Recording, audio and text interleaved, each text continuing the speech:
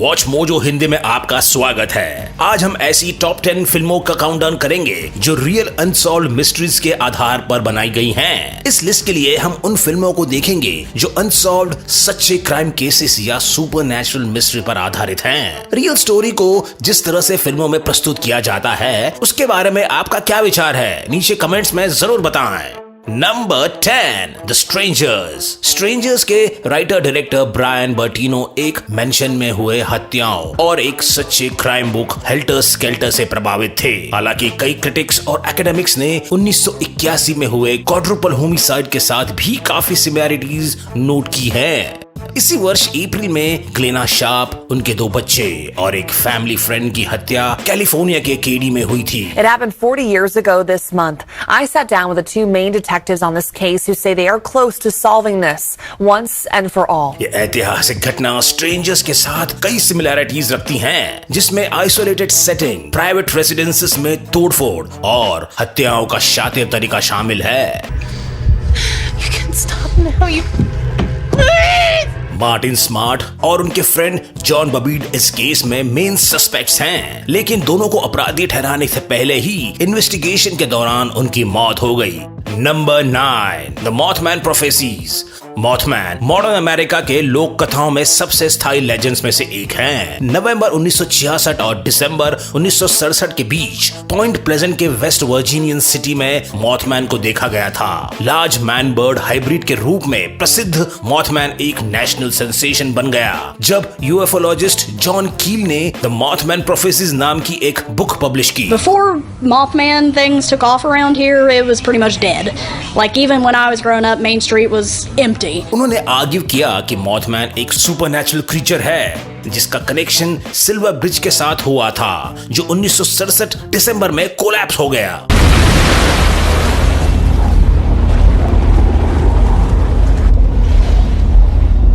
और इस हादसे में 46 लोग मारे गए थे।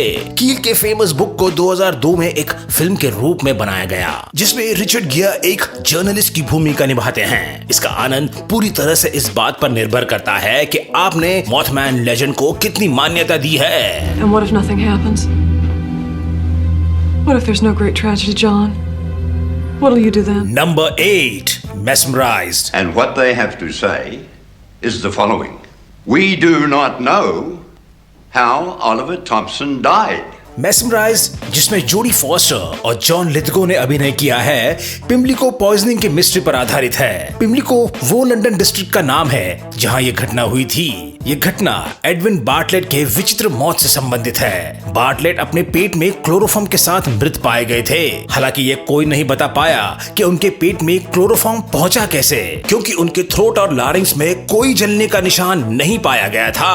Experienced physicians have informed us that medicine cannot explain how a poisonous substance could have found itself in the stomach of Mr. Oliver Thompson. Bartlett की पत्नी एडिलेड को अरेस्ट किया गया और उन पर मौत का आरोप लगाया गया। हालांकि सबूतों के अभाव में उन्हें छोड़ दिया गया। अभी भी ये कोई नहीं जानता कि ये क्लोरोफॉर्म एडविन के पेट में पहुंचा तो पहुंचा कैसे। We do not know how Oliver Thompson died. And if, gentlemen, we do not know this, how can we possibly give the blame for his death to a frail woman? Adelaide Bartlett बाद में public record से गायब ही हो गई। Number 7 the town that dreaded sundown. 1946 की गर्मियों के दौरान टेक्साकाना के लोग आइसक्रीम और सनसेट का आनंद नहीं ले रहे थे। इसके बजाय वह खुद को अपने घर में लॉक कर पुलिस को अपने नेबरहुड में पेट्रोल करते हुए देख रहे थे। ये वो शहर है जो सनसेट से डरता था और इस डर का कारण था फैंटम किलर। इस क्रिमिनल ने पिछले स्प्रिंग में 5 लोगों की हत्या कर 8 लोगों पर हमला किया था और ये सारे क्राइम्स वीकेंड के रातों में हुए थे। ये क्रिमिनल कभी पकड़ा तो नहीं गया और पहचाना भी नहीं गया।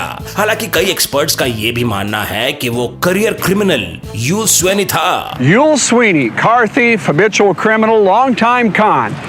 In the end, a lot of the evidence does seem to point to him, and thus, mystery solved.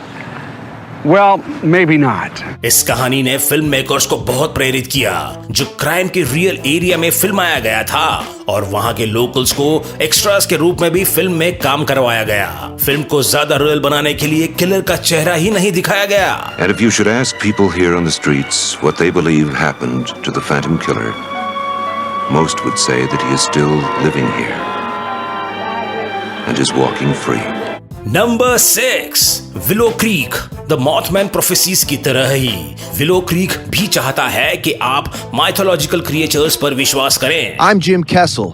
I'm here at the Trinity National Forest along Route 96, also known as the Bigfoot Byway. आधुनिक American folklore के सबसे प्रसिद्ध creature Bigfoot ने कई वर्षों तक endless चर्चा उत्पन्न की है। इस क्रिप्टिड की पॉपुलैरिटी आसमान छू गई थी जब 60s में पैटरसन गिम्लिन फिल्म में बिगफुट को नॉर्दर्न कैलिफोर्निया के जंगलों में घूमते हुए दिखाया गया था। विलो क्रीक में पैटरसन गिम्लिन फिल्म को सीधा संदर्भित किया गया है, जिसमें एक जोड़ी अपने खुद को बिगफुट वीडियो बनाने के लिए जंगल में जाते हुए दिखाए गए हैं। I'm here with my girlfriend Kelly Monteleone, where we plan on retracing the famed 1967 Patterson-Gimlin footage in our search for Bigfoot. America के सबसे बड़े लेजेंड की एक झलक पाने की उम्मीद में ऐसा उपक्रम कई लोगों ने किया है। Number 5, the entity. एक कल्ट फेवरेट द एंटिटी कार्ला मोरन नाम की सिंगल मदर के बारे में है, जो एक पोल्टरगाइस्ट द्वारा सेक्सुअली असॉल्ट और टेरराइज की जाती है। Mom, there's nobody here. Call the police! Call the police! Mom, there's no one in the house. The front door's locked. मोरन सीधे डोरिस बिथर नाम की एक औरत पर आधारित है, जिसने मिड 70s में पैरानॉर्मल इवेंट्स अनुभव करने का दावा किया। बिथर ने पैरासाइकोलॉजिस्ट बैरी टफ से संपर्क करके बताया कि एक मलेशियस एंटिटी उस पर हमला कर रही है। But when my son came in, there was nobody there. Right. And what did he think? Your son? Thought I was dreaming. Mm-hmm. And what do you think happened? Tough ने assault के claims पर विश्वास नहीं किया, फिर भी बिथर के घर की जांच करने के लिए सहमत हो गए। उन्होंने और उनके असिस्टेंट कैरी गेनर ने पोल्टरगीस्ट एक्टिविटी का अनुभव किया और टफ ने उसको ऑफिशियल हॉन्टिंग का नाम दिया। I mean, I'd rather be dead than living the way I've been living. Do you understand that? Yes, I can understand that. Yes.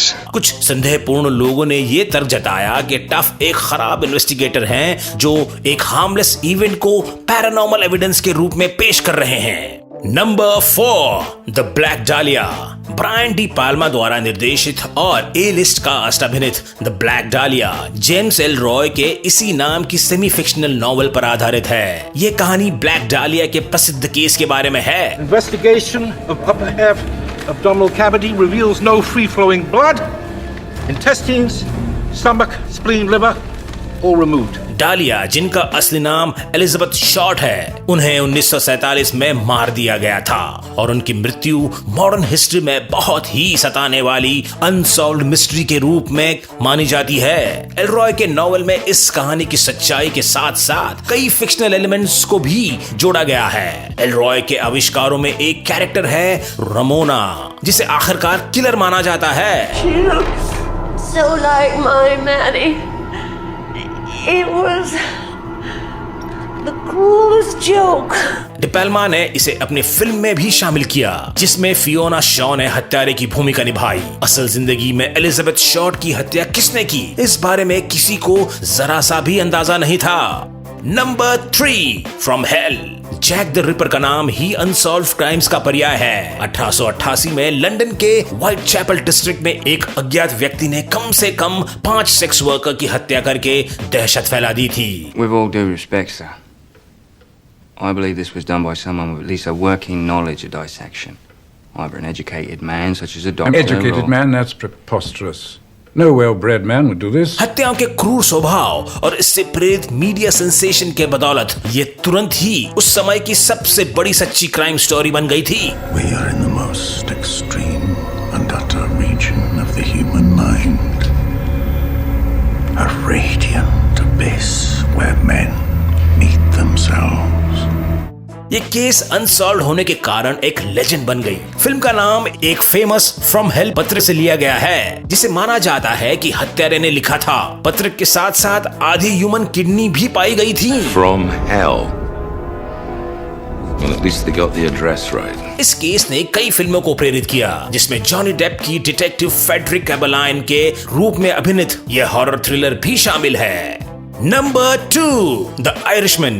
Mid 70s में अमेरिका को परेशान करने वाले सबसे बड़े सवालों में से एक है, जिमी होफा के साथ क्या हुआ था? Every decade, new reports surface and new searches are conducted. All dead ends. होफा एक प्रमुख लेबर यूनियन लीडर थे जो ऑर्गेनाइज्ड क्राइम्स में शामिल हुए और 1975 के समर में गायब भी हो गए थे।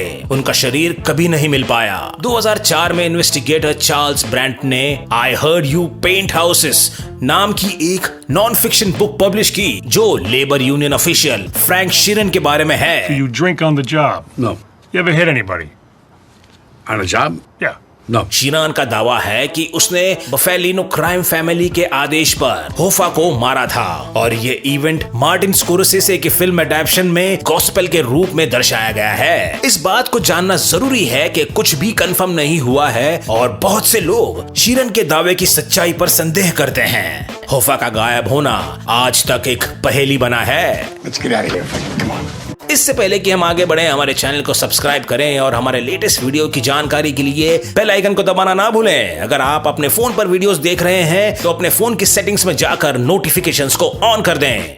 Number 1, zodiac. ये एक अलग तरह की सच्ची क्राइम फिल्म है। हत्याओं पर फोकस करने के बजाय इस फिल्म में इन्वेस्टिगेशन प्रोसेस पर ज्यादा फोकस किया गया है। Stops, puts it in park, boom. I shoot him on the right side. He slumps right. Maybe you've got your hand on his collar when you shoot. ये इसे और भी फ्रस्ट्रेटिंग बनाता है क्योंकि हम जानते हैं कि ज़ोडिएक किलर कभी पकड़ा नहीं गया था। अमेरिका के सबसे नोटोरियस सीरियल किलर्स में से एक ज़ोडिएक ने कैलिफोर्निया में कम से कम 5 लोगों की जान ले ली थी और पुलिस और मीडिया दोनों को घमंडी पत्रों से ताना भी मारा था। We've got some good things working for us. But it takes time, and to be able to reach out and pluck this guy out of the air isn't done. 1974 के बाद एक आखिरी लेटर के बाद अचानक उन्होंने मीडिया से communication बंद कर दिया और इन्वेस्टिगेशन ठंडे बस्ते में चला गया। खुद को केस ब्रेकर्स कहलाने वाली एक टीम ने अक्टूबर 2021 में केस को सॉल्व करने का दावा किया, लेकिन एक्सपर्ट्स ने जल्द ही उस पर संदेह जताया। यह केस आज भी ऑफिशियली ओपन है। I can't prove this. Just because you can't prove it doesn't mean it's not true.